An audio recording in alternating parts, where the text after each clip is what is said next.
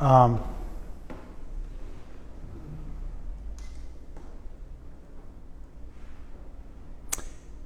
Krishna says in the Gita, he says, Mrityu sarva haraschaham.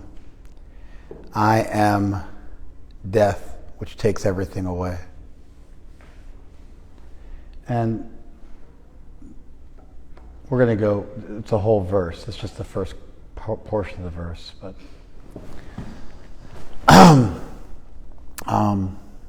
there's a philosopher named Charles Hartshorne who came up with what's called, it's called the principle of invidious contrast. He noticed that most religions think about the world in binary terms. So you've got good and evil, right and wrong, heaven and hell, etc., God and Satan.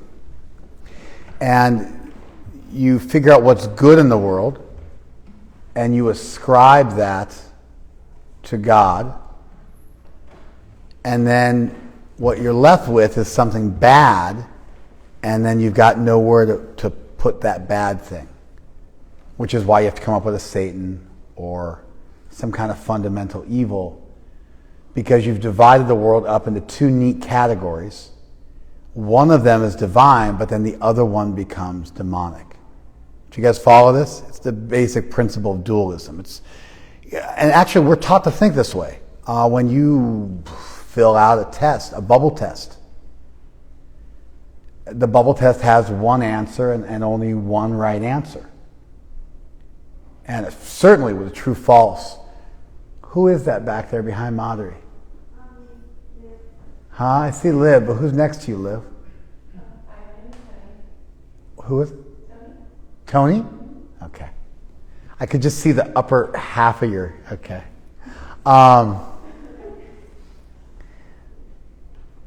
Yeah, especially if you answer true-false. One answer is right, the other answer is wrong. But even with a multiple choice, a little more sophisticated, you end up with only one right answer and all the other answers are wrong. So we're taught to think in those binary terms. But the world is not always binary. Even when you get a sophisticated program like Waze. Have you guys ever used Waze? Waze is cool. I'm sure everybody else has stolen their technology at this point, but at least when they came out with it, there was nothing else in the market like it. And you would be driving and you get all this real-time data, this real-time feedback from people. And it was a living community on your app that told you how to drive and where to drive.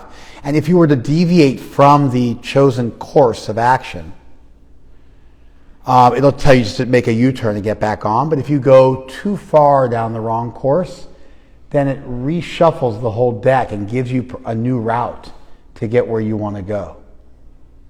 I'm assuming if you're in the country, you'll go miles and they'll just keep telling you to do a U-turn because there's not 2 or 3 or 5 ways to get where you're going. But at least in Southern California, there's always dozens of potential routes, and it will just in real time figure out, based on the real-time inputs it's getting from customers all over the place and traffic reports and its crazy algorithm, it'll tell you the best, quickest route. And sometimes, it'll tell you to get off the freeway and go down a few side streets, then get back on the freeway. But if you deviate from the chosen path, which I do all the time, I do best when I'm going somewhere where I know how to get there already, but somehow, getting directions while I'm driving, a lot of times I'm talking to somebody or something and I'll miss an exit and it'll just reshuffle the deck and give you a new route like that. You guys know what I'm talking about? Even the principle of Waze is that there's only one best way to get where you're going. And that's based on choosing a metric to determine success. It's a single consideration, and that single consideration then determines the best route. What's the single consideration for Waze? Time. What gets you there quickest? So if you're going to San Francisco, what gets you there quickest is the 5. The 5 freeway. It's not a nice freeway. The 5 freeway is not particularly nice. If you've driven the 5, it's a bit of, there's a real miserable run there for an hour or two after you go down the Grapevine and you spill out into cattle territory, and it smells, and it's just, it's beef cattle, and it's not a nice run. I drove it just before COVID hit. We were taking a group to India, and COVID hit, but it didn't really hit. It was February. So I don't know if you guys remember, but in February it was still okay.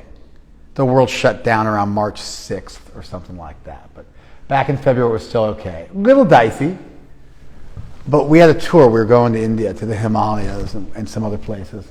And we decided to charge it anyway. And then a couple of days before our flight, they just canceled our flight from LAX, which was, a major problem. We had a huge group of people going, and all of a sudden, flights for half a dozen of us, the people who were leading the tour, were all of a sudden just canceled. So were you guys able to hear me up until now? No. Harry Bhakta, were you able to hear me? You weren't able to hear me? No, now we are able to hear. Now, but before you were not. Yes. How about you? Before were you able to hear me? Yeah? How about you, Kim? Before? I thought I got to talk louder. What's wrong with this mic? And I realized, the mic's not on. That's what's wrong with it. So we had to fly, but there was no flights. And there were flights, but there were no cheap flights. I fly cheap flights. I don't fly expensive flights. And so there were no cheap flights. And so we charged it and drove up to San Francisco, to fly to San Francisco in the morning. And so we just drove. We left at, I think, 2:30, 3 o'clock in the morning, and we made it up there in record time. And Madhuri came with us, and she was pleasant. You were fantastic. I'm giving you credit. She was super pleasant. It was not the easiest thing in the world to drive. I think we did it in like 4.5 hours, something crazy like that. We made it up to SFO. It was really, really fast. And then we had to fly, and it was a 40-hour journey to get where we were going, all said and done. By the time we deboarded, collected everybody, got in the bus, and then drove up to the mountains. And so it was a long journey, and to add that extra 5 hours was brutal. You went with us. You didn't do the drive with us, though. Yeah, so we did a drive up to SFO and flew out of SFO. Flew back into LAX, but we flew open jaw into SFO.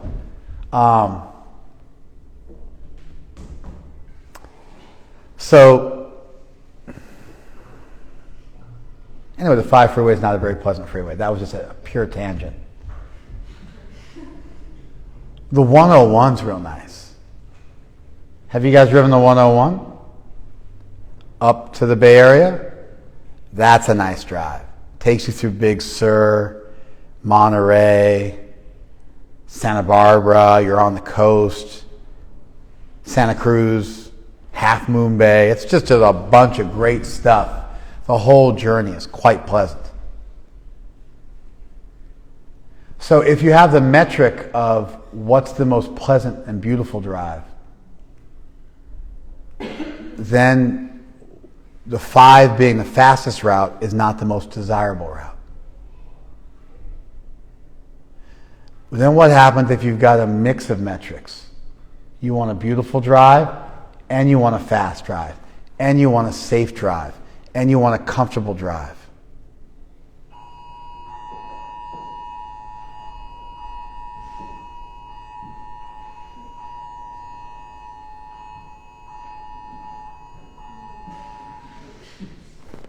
It's okay. It must have been something important. What if you have multiple factors? And then you get into polarity management. where you have a number of sometimes antagonistic factors that are used in determining what you should do, what's the right course. And that gets infinitely more complicated because the beautiful drive is naturally antagonistic to the quick drive. And what happens when you have to manage those two concerns? The general example I give to communicate this point is if you centralize a business, you are able to control manufacturing, you are able to ensure quality, and you are able to bring the price way down. But if you centralize a business, you kill creativity and innovation. Decentralization is a better process for that. But centralization and decentralization are literally opposites. Beauty and speed are naturally antagonistic towards one another, but centralization and decentralization are literal opposites. And what happens when you have to make a decision where you have to factor all these things into the equation? There are methods that are used in strategic planning where you weight each one of the factors and you make lists and then you add up the numbers, you ascribe the value to each factor and you list all the factors and then you add up the value and try to make it somewhat scientific. And certainly you can do that, but life tends to just naturally be a lot more messy than that. For instance, let's say you had 5 children and it was Christmas and you had $50 to give your children to buy gifts, or you had $50 to spend on your children for gifts. So the natural thing you would do, to be fair, would be to spend $10 per kid. What if one of your kids was going through a hard time in life? Maybe they just tried to kill themselves. Maybe they were suffering from a major bout of depression. Maybe they were incredibly sick. Maybe they were terminally ill. Maybe you spend $20 on their present. And you divide up the other remaining $30 into $7.50 for each other kid. Maybe you buy one gift for $50 that all 5 kids can use. Maybe buy one gift for $40 that 4 of the kids like and then leave the other one with $10 to spend on themselves. Maybe you spend $25 on a gift for your male children and $25 on a gift for your female children. Maybe you got 3 distinct age groups and you spend $16.66 on each of those 3 age groups, 2 of which are comprised of 2 kids and 1 of which is a single kid because it's 5 kids. So 2, 2, and 5. Did you guys follow that? Which one of those answers is right? Which one of those answers is wrong? None of them. Because there's not always one right answer to every question, despite what we're taught in school when we take bubble tests. That type of linear thinking, valid, invalid, strong, weak, right, wrong, it has its place in life. It certainly works for things like geometry and arithmetic. But there's a whole other aspect to life that's much more of a creative writing drill, much more of an essay question, which inevitably requires somebody to grade your essay question and think about what you wrote and have an opinion and use a number of factors in grading what you wrote. 2 different teachers may grade the same essay differently. Certainly if you go and see 2 therapists, you'll get 2 different diagnostics. A lot of times you're going to see 2 different doctors and get different diagnostics, or at the very least you'll get a different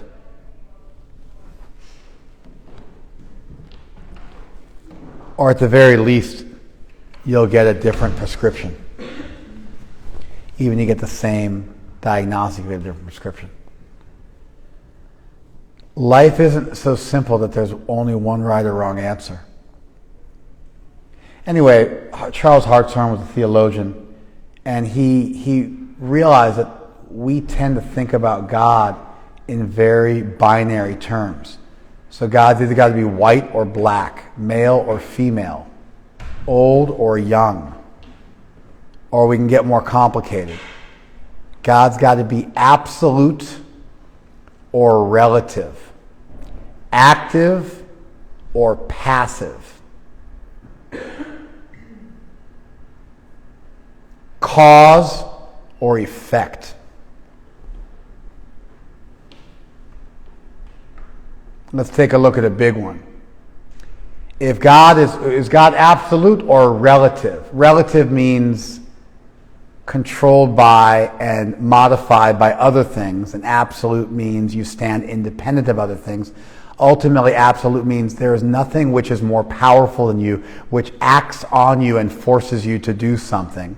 You're able to do exactly what you want to. So for instance, we are not absolute beings because we are subject to the law of gravity or the law of entropy. We get old. So an absolute being would be beyond all those laws and would exist as an all-powerful entity. Ultimately, absoluteness has to do with power and being unaffected by and uncontrolled by other things. So would God be absolute or relative?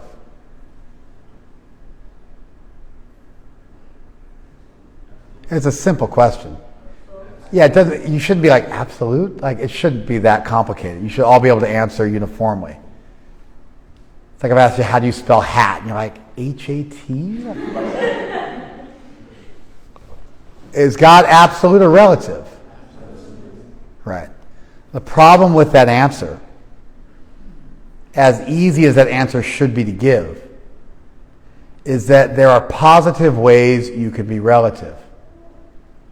For instance, empathy means that you are affected by. Compassion means you are affected by your surroundings.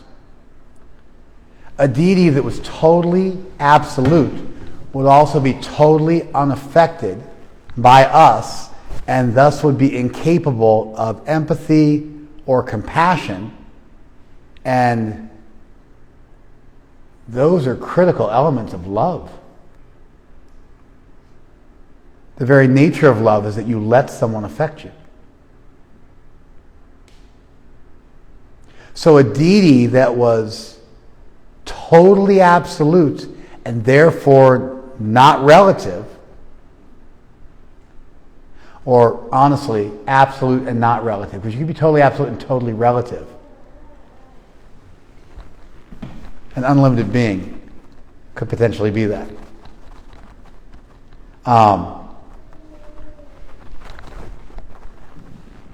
There's this idea, it's based on the propositional logical principle of the excluded middle. Something is itself and not its opposite. It can't be itself and its opposite in the same way at the same time. One of the three primary rules of traditional propositional logic. But when you're dealing with an infinite being or an absolute being, you could start to play with that. You could start to think about that and really stretch these ideas to their limits and add and factor in an absolute unlimited entity and what that might look like. Anyway, a deity that was always absolute and never relative would be incapable of love. And that's a pretty big problem because you wind up with a robot or an automaton for a deity. You guys following this? So Charles Hartshorne, he noticed that people think about God in very, very binary terms. An old, white man who's absolute, not relative, and you end up with a really neutered or crippled notion of divinity. And he came up with something called process theology, which began, inspired by Jiva Goswami. Charles Hartshorne, who was a philosopher, very prominent in the 50s and 60s, 40s, 50s, 60s, studied with a Gaudiya Vaishnava at the University of Illinois at Chicago in the 40s. I believe his name was Manman Brahmachari. There's two, and I think that was the one he studied with. And so he, inspired by Jiva Goswami and the Satsandarbhas, one of our core texts, he came up with this process theology, building on the work of somebody named Alfred North Whitehead called process theory. And it was an attempt to think about things in non-binary terms, and sort of came up with the principle of invidious contrast, where you say it's this, but not that. And when you apply that to divinity, you end up with a really crippled notion of divinity.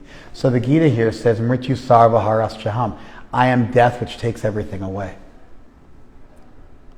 If you want a full vision of divinity, that division has to be able to explain everything which exists in the world. Death exists in the world. Loss exists in the world. Reversal exists in the world. Cool shirt. We might try to minimize that, but everybody gets old and dies if they live that long. Everyone suffers loss and reversal. And so if you can't reconcile those things with God, then you have to start to imagine a devil who's kind of equally as powerful as God, or God's disinterested in the world, doesn't care about the world, or God is distheistic, God is evil too, or God's not all powerful, which is what having a powerful devil means. God's not all powerful, he's competing with the devil. Each one of them's got a bird on your shoulder, there's an angel and a devil on your shoulder, and the devil made me do it. Interesting. Denzel Washington tried to excuse Will Smith's assault of Chris Rock on stage at the Oscars by saying that when you're doing really well, the devil comes for you. And it's a super disempowered way of thinking, because how is it that not just Will Smith is responsible for a lack of impulse control? How about that? And Chris Rock was cool for not pressing charges. And Will Smith has a terrible, he hit him with a right. It's a terrible right. He was up on his tippy toes and square stance and didn't sit down on his punches at all. And even a small guy, Chris Rock, just took it on the chin and hardly flinched. I mean, and it was a closed fist too. It wasn't just a slap. He hit him with a closed fist. I mean, if I hit Chris Rock in the face, I would drop that fool. I'm just saying, especially if I was on camera, I would have for sure sat down on my punches. I want to get on my tippy toes like a ballerina or something like that. Anyway, I digress. I'm sure Chris Rock just has an iron chin. He's like Floyd Mayweather incognito or something like that.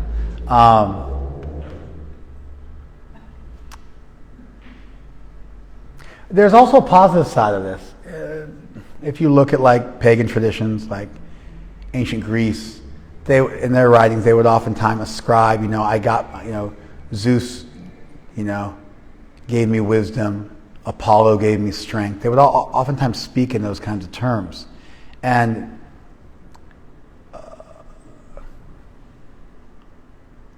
I think there's actually some value in recognizing that your thoughts and feelings aren't necessarily your own. You are rather the byproduct of all of your experiences and all the people you grew up with. And their thoughts and values and ideas, for better or worse, live within you. And most of us watch a commercial and then get a spontaneous urge to go buy something and never realize we were manipulated by the commercial or the billboard. And we think it's all coming from us. And so it might be that there is some value. I think especially when you do something really wrong, you shouldn't try to get out of it by blaming somebody else. But I think especially when you do something right, you should probably be willing to share the credit with all the people who taught you and helped you learn how to think about the world in a more critical and progressive way. So this idea of the devil made me do it, or angels spoke to me, or I got my courage from Apollo, or whatever it might be. There's actually some legitimacy to that idea because of social psychology and the reality that we are very much comprised of the lessons we've learned from others, which is, immediately evident to you by listening to the voiceover that's going on inside you right now. Certainly, I went through a second birth. I became a Hare Krishna and was trained by my teachers, and I hear them like all day long in my heart and my head, giving me good advice, helping me navigate the world. Like they live inside me now, and their voice has become a powerful voice of my conscience, and I'm never alone. And I have a wisdom which goes far beyond my own ability that is with me now. It's been integrated. It's the most valuable thing I have. And I actually hear their voice. It's not even like I hear it in my voice. When you're a little kid, then it becomes your voice in your head as you get older. But I still hear their voice.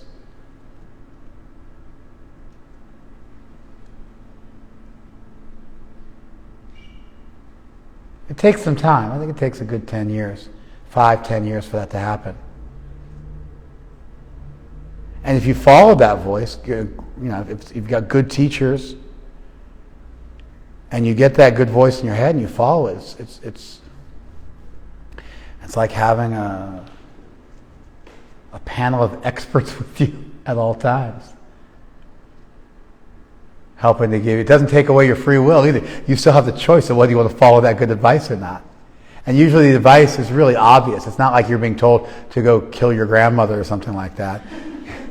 You're being told to not cheat or steal and to be honest and to be decent and to have integrity. And so it's not like you have to worry that some awful voice. Of course, if you had bad training, you might have those voices. If you had a good group of teachers, you get these amazing voices.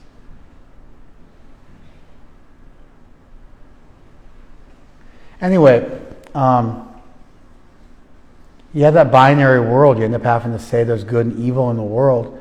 The Gita, which has a unified vision of the world, like a unified field theory, but philosophically, the Gita promotes a holistic vision where you can see everything in the world as having value.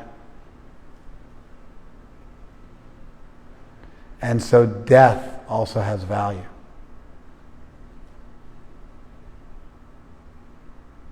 Without time, we get pretty lazy. Time creates natural consequences to our actions, which is a very subtle but ever-present teacher if you want it to be. It doesn't have to be. It doesn't rob you of your free will. But time ticking away and robbing you of your youth and disintegrating everything and disintegrating the body in which you live while your consciousness still remains untouched and capable of unlimited growth is an elegant proof that you're not of this world. Because there's a part of you that doesn't merely rot and decay. It starts to show you that you're not this body, that you're something more, that you are a soul, that you have a body. It creates natural consequences for your actions. It gives you a map. Not in a way which forces you and robs you of free will, but in a way which, if you're sensitive and desirous of learning, it becomes a natural teacher, pre-theistic, without forcing you to even confront the idea of God or not. Time has value. Krishna, in fact, says, Kalo asmi lokakshay krit pravridham. Time I am the great destroyer of the worlds. And so this is a precursor to that statement. Mrityu sarva harascham. I'm death which takes everything away. And what you see here in the Gita is an attempt to take the ugly pieces of life, the quote-unquote ugly bits of life, the stuff that is on the bad side of the invidious contrast, the bad polarities, the stuff you want to ignore, the things which don't fit into a neat cookie-cutter vision where these things are good and these things are bad. And if you take a holistic look at the world, you want to see the entire world as coming from divinity, then you have to start to grapple with and wrestle with things like time and death and karma.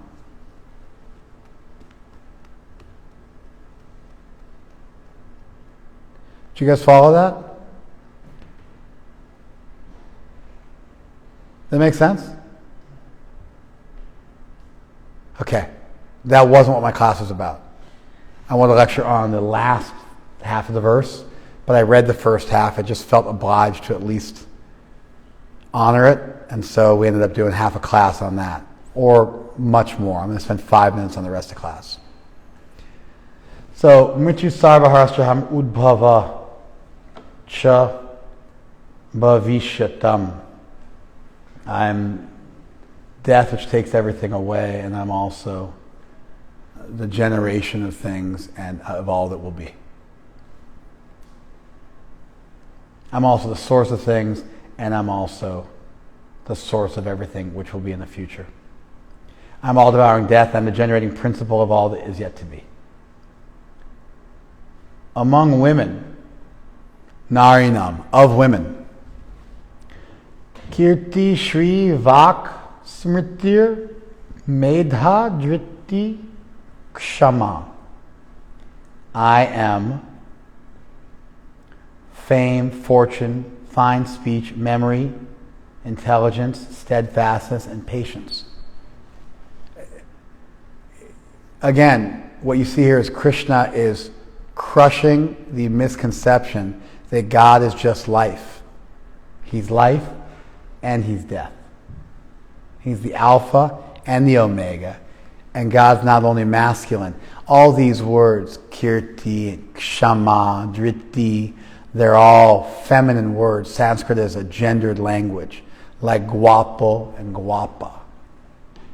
And so, just like in many languages, all the Romance languages, and many other languages as well, words are gendered.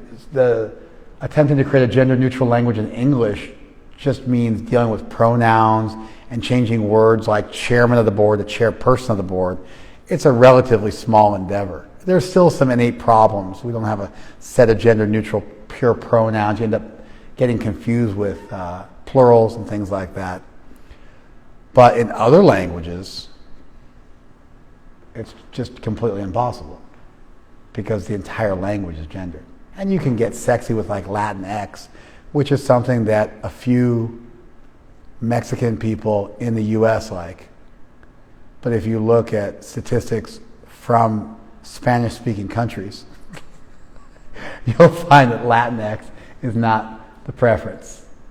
So it's a small, teeny-weeny group, primarily located in the U.S., who's loud and thinks in a sort of patriarchal way they get to speak for all of Latin America or the Spanish-speaking world because they become what it is they hate. They become the patriarchy.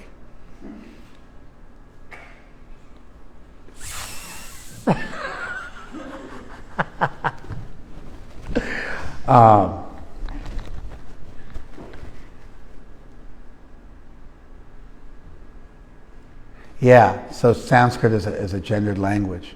And so Krishna's picked a bunch of words which are feminine. And he says, and I'm these things as well. And so he's attacking both the idea of envisioning God as being merely male. And he says, Pitahamasya Jagato Mata Data Pitamaha. I'm the mother and father of the universe. I'm the womb and also the seed giver. Krishna uses the sexual imagery to describe his creation of the world. Well, he's Garbham Dadami. He is essentially the phallus, which is giving the seed of the world. And then he's also Madhyoni, Mahat Brahma. That the great Brahman is my womb. And so Krishna uses both not only masculine and feminine language, but he actually describes the masculine and feminine genitalia as being himself and how the universe is created, using a sexual metaphor to describe the creation of the world. And so that, of course, flies in the face of so much patriarchal religion, which envisions God as being merely male. So you see these subversive notions about divinity, really dangerous notions where you're not just looking at a small piece of reality and seeing that as divine, but you're looking for a divinity which can actually explain the entire world in which you live. That also wasn't what I wanted to talk about. What I wanted to talk about was one word in this verse, that Krishna is kshama. Kshama means forgiveness and tolerance.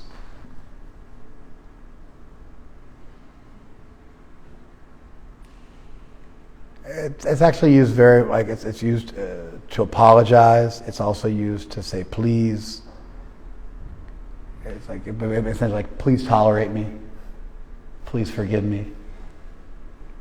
And so, and kshama is feminine, which is appropriate because women are the ultimate tolerators. They have to tolerate giving birth, which is probably the most harrowing physical experience anybody goes through in the normal course of events. Maybe you lose a limb, or you get shot in the face, you get burned horribly in a fire. I can think of things which are more painful, but in the normal course of life, without some sort of traumatic intervention, some kind of really heavy duty trauma type accident, emergency room type accident, maybe certain forms of cancer, but I mean, in terms of just a momentary experience of excruciating pain, I think birth is at the top of the list.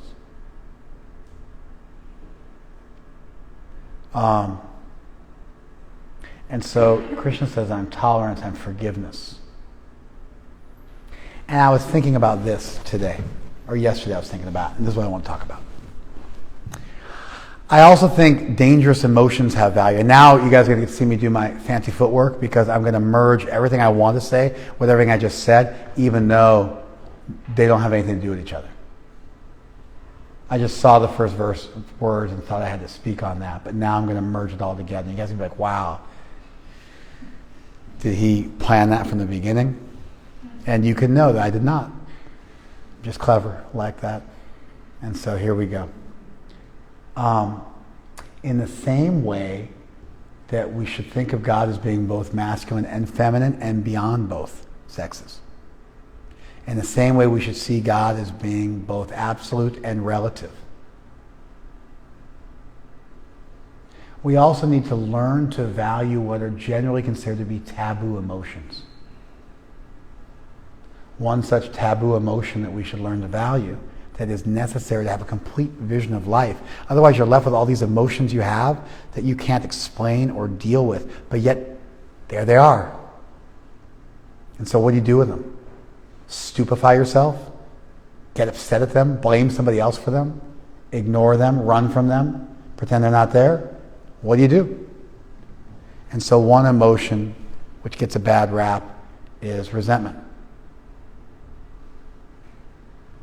I think resentment is a dangerous razor's edge emotion which has value, and we need to become expert at exploring and dealing with, grappling with, and really employing resentment. Resentment is anger because you feel you've been mistreated, if you want a dictionary definition. So you feel you've been mistreated and you have for you, what is justifiable anger. There's a perceived mistreatment and you have a justified or a righteous anger about it. Got it? The thing is, sometimes people mistreat you in this world. And therefore, it would be natural to have that feeling or response. Now, if the person has no value to your life and you can just move on, then that's the program. If you have resentment because that's what you like to do is sit around all day and wallow in resentment and there's no resolution to it, you got to let that one go. If you would have done the same thing in the same circumstance, if you were on the other side of the equation, you got to let it go because you're being a hypocrite. But sometimes you get betrayed by somebody, mistreated by somebody, in a way you would have never mistreated them. In a way that based on your value and the way you live your life is wrong. And they sold you out for 30 pieces of silver, like Judas. They're like the original betrayer. And in such a circumstance, if you don't want to throw the person away and you believe that they're better than how they acted, you will feel resentment towards them, which is really a noble sentiment that is designed to hold the relationship so that person can step back up to the plate and make amends for what they did wrong and restore and reconcile the relationship that they have disrupted. Did you guys follow that? You're really holding on to the relationship. The person's not able to fix things, so you're letting them know, I resent you. And that positive emotion of resentment, a negative emotion, but actually it creates a connection because it's some feeling towards you. Based on the idea that the opposite of love is indifference, not hatred. Both love and hatred have a positive sense of connection to the person. They're in your thoughts. Indifference is when you let somebody go truly. Do you guys follow that? Resentment, therefore, is noble and good. It's when you have a relationship that matters to you and the person's done something wrong, you want them to make it right, so you're letting them know they've done something wrong, so they'll know to come and make things right. You guys following this? At some point, you have to realize that you misjudged the person, that they weren't who you thought they were. Then you have to look at why you were the liee in the relationship. What it was that you were trying to get from them in terms of validation and support that you were not deserving of, why you looked for love in the wrong place, why you trusted somebody who wasn't worthy of trust, why you let somebody whisper sweet nothings to you and express shallow sentiments that you accepted as deep because you wanted something that was precious for a cheap price. And so you wound up the flattery with a flatterer, the liee with the liar, and which is why you got yourself into the pickle in the first place. At some point, the person doesn't make amends. Then you got to recognize how you might have contributed to that relationship. Did you guys follow that? At which point you then let the person be who they are and you let them go. Along with your resentment. Let them be at the level they are instead of the level you wanted them to be at.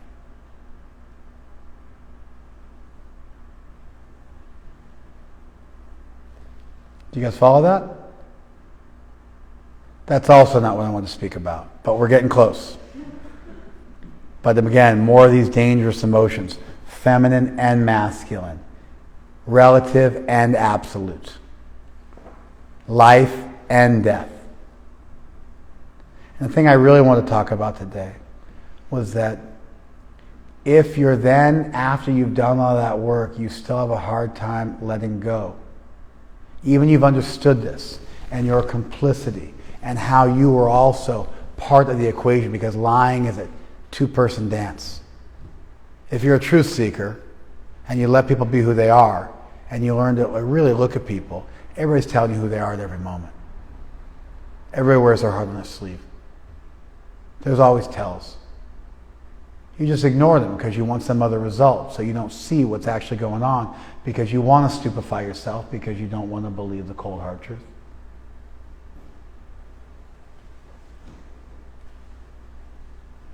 If after you've learned that really tough lesson,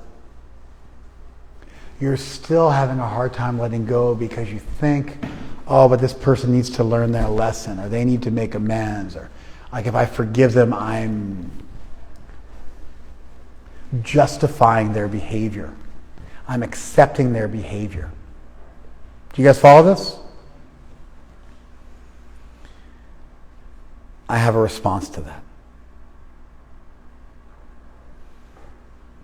If all you're looking for is for the person to make amends with you, say they're sorry, and acknowledge their mistake, then just go ahead and accept that in their better moments that person must have felt that at some point. If all I needed was an apology, then why don't I just assume that person has offered me an apology? And forgive them and move on. Give myself that gift of not volunteering for the job of arbiter and justice bearer and judge and jury and executioner and decider of what is right and what is wrong and who gets to enjoy and who gets to suffer and who is freed. Why not just let go? The person probably felt bad about it at some point. Maybe they offered you a lip service apology. Maybe they've grown from the experience. But if all you needed was that to move on, then just assume you have that and let go and be happy and be peaceful and give yourself a gift and move on. And if they need to go through something to learn their lesson, time, death, karma, reversal will happen in their life exactly as it should to teach them, just like it happens in everybody's life, just as it should, to give you learning opportunities as well. And why do you need to hang on and worry about that and insert yourself into that equation? Do you guys follow this? So, A, Krishna is dangerous death as well as beautiful life. And death is also beautiful because it teaches and it creates value and it creates consequences. And it is a subtle but real teaching device. It doesn't force us, but it does teach us that we're not the body, that our actions have consequences, that there is some kind of universal order, that we're a part of something greater than ourselves, etc., etc. And therefore, a proper notion of God should include a positive understanding of both time and death as rectifiers, as edifiers, as a natural manifestation of God's absolute power.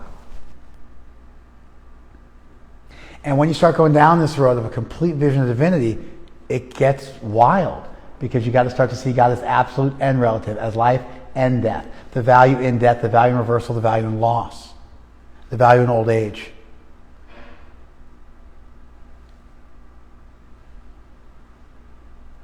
And you start to have a much fuller conception of divinity.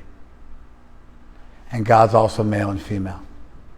And Krishna manages to tackle both of these tricky issues in a single verse in the Gita.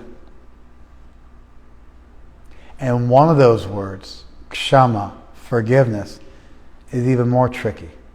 Forgiveness is divine. And so Krishna's identifying himself specifically with forgiveness. And so what stops people from forgiving? Resentment, anger, feeling like they've been mistreated. So make sure that's actually true. That you wouldn't have done the same thing in the same circumstance. Figure out why you got put in that position, because it always takes two to tango. Realize that resentment actually has value as an intermediate emotion. If someone is going to make amends and learn their lesson, and that righteous indignation, that righteous anger will help them realize they made a mistake so they'll grow up. But at a certain point, you got to stop beating a dead dog. And you got to learn your own lesson and move forward in your own life. And really forgive and let go. And wish well, even on your enemies. And not hold on to that covert hope that someone will suffer for what they did wrong to you. Raise your hand if you ever held on to a covert hope that someone who's wronged you would suffer. You got to deal with that. Just imagine they apologized to you. Just imagine they grew from the experience. If there's no value in your anger, if you're not holding on to a relationship to allow the person to make amends, then just let them go and wish them well. Tupac, he said that just because you lost me as a friend doesn't mean you gained me as an enemy. I'm bigger than that. I still want you to eat, just not at my table. Forgiveness is different than reconciliation. Forgiveness is just a letting go of that anger and then moving on and having good feelings towards the person. And there's all sorts of tricks we use to not do that. In the beginning, you can't do that. And if you try to do that in the beginning, it won't work. You have to go through a period of dealing with your resentment, dealing with your anger, dealing with your bitterness, processing the event.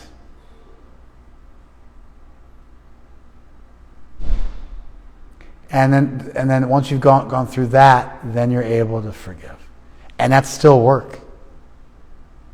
And you got to get expert at that, bumping that hump, making that move, harnessing resentment in a positive way, not the negative side of resentment, which is just bitterness for its own sake, but the positive intermediate emotion to create an environment where the person can make amends. And at the right time, letting that go and forgiving. And not necessarily reconciling.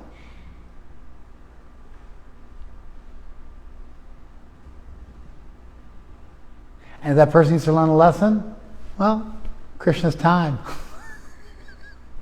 and consequence. Everything will work itself out.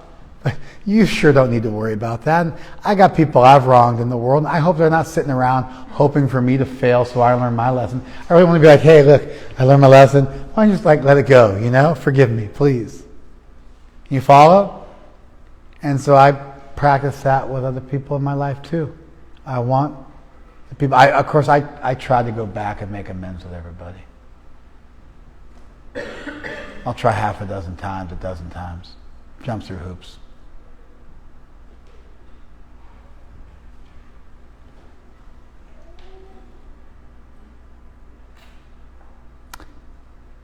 But at some point, maybe I'm not good enough or sincere enough, and I want them to let me go and let me move on in life and forgive me for my faults and wish me well. Don't you want that from people? That you've wronged, that you've disappointed in life? Right? So we should give that to other people as well. And that's also a piece of the puzzle. And so one trick you can use to do that is just imagine that in their better moments, they felt bad about what they did. If not towards you, towards somebody else. They're capable of remorse on some level. And if they're not, that's such a sad situation for them. To be incapable of remorse, to be so broken you can't feel remorse, that's tragic. The least you can do is forgive them. You follow? So somebody, somebody might be capable of feeling remorse, but it's not very deep. You go back, Jack, and do it again, right? So it's not so deep. But you feel some remorse. That should be enough for you. Let them go. Let them go eat at some other table. Let them be happy. Let them be blessed. Krishna will teach them whatever needs to be taught. You don't need to worry your pretty little head about it. You go on with your life. You got lots of mountains to climb. You got lots of valuable stuff to do in your life. Don't waste your life wallowing in pathos and bitterness. And so that's what I wanted to explore today. And we got to all the other stuff too.